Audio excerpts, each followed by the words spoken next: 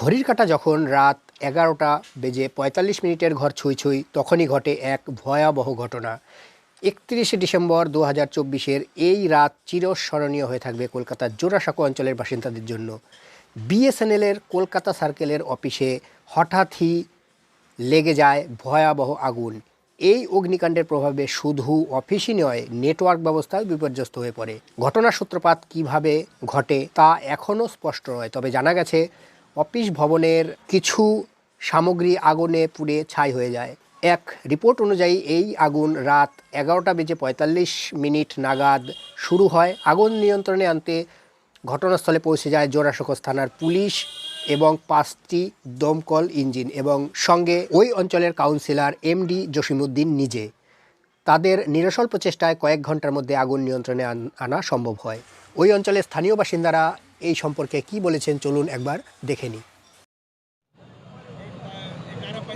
11:45 में ये आग लगा और जैसे ही मोहल्ला के तमाम लोगों को ये बात मालूमात हुई, सब फायर ब्रिगेड की टीम और जोड़ासांको पुलिस स्टेशन, और आप देखें कि काउंसलर मोहम्मद जसीमुद्दीन साहब के साथ पूरी टीम 144 सीआरपीएफ बीएसएनएल ऑफिस के ऊपर गए। रेस्क्यू का काम किया गया ताकि किसी को किसी भी तरह की कोई परेशानी ना हो। এই অগ্নিকাণ্ডের প্রভাব পড়ে বিএসএনএল এর নেটওয়ার্ক সার্ভিসে। কলকাতা সার্কেলের অধিকাংশ গ্রাহক তখন দেখতে পান তাদের মোবাইল স্ক্রিনে ভেসে উঠেছে ইমার্জেন্সি কলস অনলি, অর্থাৎ নেটওয়ার্ক নেই। একদিকে নতুন বছরের উদযাপন, অন্যদিকে নেটওয়ার্ক পরিষেবার বিপর্যয়। এ যেন গ্রাহকদের জন্য ছিল এক বিশাল ধাক্কা। তবে বিএসএনএল এর টিম তৎপরতার সঙ্গে কাজ শুরু করে বৃহস্পতিবার 2রা জানুয়ারি 2025 থেকে ধীরে ধীরে কিছু কিছু জায়গায় পরিষেবা পুনরুদ্ধার করা শুরু করেছে। যদিও পুরোপুরিভাবে স্বাভাবিক হতে আরও কিছু সময় লাগবে বলে আশা করা হচ্ছে। বিএসএনএল এর তরফ থেকে জানানো হয়েছে গ্রাহকদের অসুবিধার জন্য তারা আন্তরিকভাবে দুঃখিত।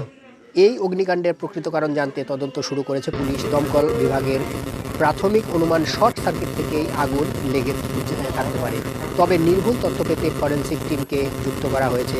বিএসএনএল জানিয়েছে ভবিষ্যতে এই ধরনের ঘটনা রোধ করতে আধুনিক অগ্নি নির্বাপন ব্যবস্থা স্থাপন করতে হবে। প্রিয় দর্শক, এই ঘটনাটি আমাদের শেখায় নিরাপত্তার গুরুত্ব। আমরা আশা করি বিএসএনএল দ্রুত পরিষেবা স্বাভাবিক করতে পারবে এবং ভবিষ্যতে এমন দুর্ঘটনা আর ঘটবে না। এই বিষয়ে আপনার মতামত আমাদের সঙ্গে শেয়ার করুন কমেন্ট সেকশনে। ভিডিওটি ভালো লাগলে লাইক করুন এবং সাবস্ক্রাইব করতে ভুলবেন না। এই ছিল আজকের প্রতিবেদন। দেখা হবে আগামী ভিডিওতে কোনো নতুন তথ্য নিয়ে। নমস্কার।